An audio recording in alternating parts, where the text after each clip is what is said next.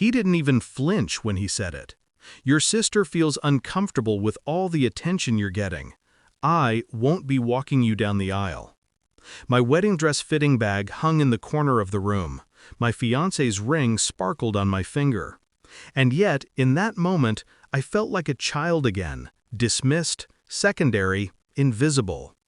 I didn't cry, I didn't beg. I just looked him dead in the eye and said, "Thanks for showing me who really matters to you." Then I walked out, already building my backup plan. My father was supposed to be my anchor. As a child, I clung to the hope that he saw me, that one day I'd be enough. But my sister, his golden girl, made sure that never happened. If I brought home an A, she had an A+. If I won a trophy, hers was bigger. And when she failed, somehow, I was to blame for showing her up. He rewarded her tears with comfort, my silence with coldness. By the time I was a teenager, I stopped trying. But the wound stayed. And on the eve of my wedding, he drove the knife in deeper. At first, I almost let grief win. I imagined walking alone, guests whispering, her own father wouldn't walk her. But grief is a mask. Underneath it is rage, and rage, when sharpened, becomes strategy. I thought about the irony. My father believed the aisle was power, a symbol of ownership, a spotlight he could withhold. But he miscalculated, because walking me down the aisle was not his right, it was his privilege, and he had just thrown it away. The first move was quiet. I called my mother's brother, my Uncle Daniel. He'd always been the shadow in the room, the one my father resented for being more successful, more respected. When I asked if he would walk me, he didn't hesitate. It would be an honor. I could already picture my father's face when he saw it. The spotlight he withheld handed to the man he despised most. But that wasn't enough. Not for the years of dismissal, not for the public humiliation he wanted to hand me. So I set the second part of my plan in motion. My sister lived on reputation. She was the delicate flower, the fragile one everyone had to protect. But I knew her secrets. The nights out with friends that ended in someone else's bed. The money she borrowed from me, never paid back, hidden from her husband.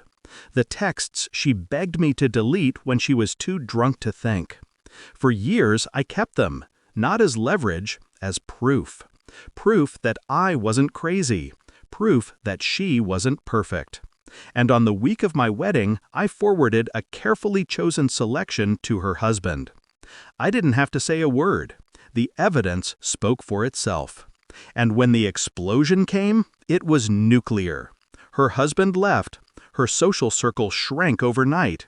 The golden girl's halo slipped and shattered. I stayed silent. No gloating, no accusations. Just silence. The day of the wedding arrived. Guests filled the church. My sister wasn't there, too busy salvaging the ruins of her marriage. My father sat stiff in the front pew, face pale, lips tight. And when the music swelled, it wasn't his arm I held. It was Uncle Daniel's. Strong, steady, beaming with pride. I walked past my father. Our eyes locked for a fraction of a second. His face was carved with regret. Not just because he'd lost his moment, but because he'd realized the cost of choosing favorites. He didn't just lose the aisle, he lost both daughters. The vows were spoken, the kiss sealed it, the applause thundered. And as I stood at the altar, looking out at the crowd, I felt something I hadn't felt in years: freedom. Not because I punished them, not because I won, but because I finally stopped asking for their love. My father's refusal was his own undoing. My sister's fall was her own making. All I did was hold up the mirror and let them drown in their reflection. After the reception, I caught one last glimpse of him, alone. He tried to approach me, words fumbling on his lips. But I leaned in and whispered, calm and final, "You taught me I wasn't worth standing beside. Now you'll stand alone." Then I turned away, hand in hand with my husband, the only man who ever deserved that title. They used to say revenge was loud, but I learned the truth. Revenge is silence. It's the empty chair at Christmas, the phone that never rings, the legacy of being forgotten. And my father? He'll spend the rest of his life wishing he'd taken that walk.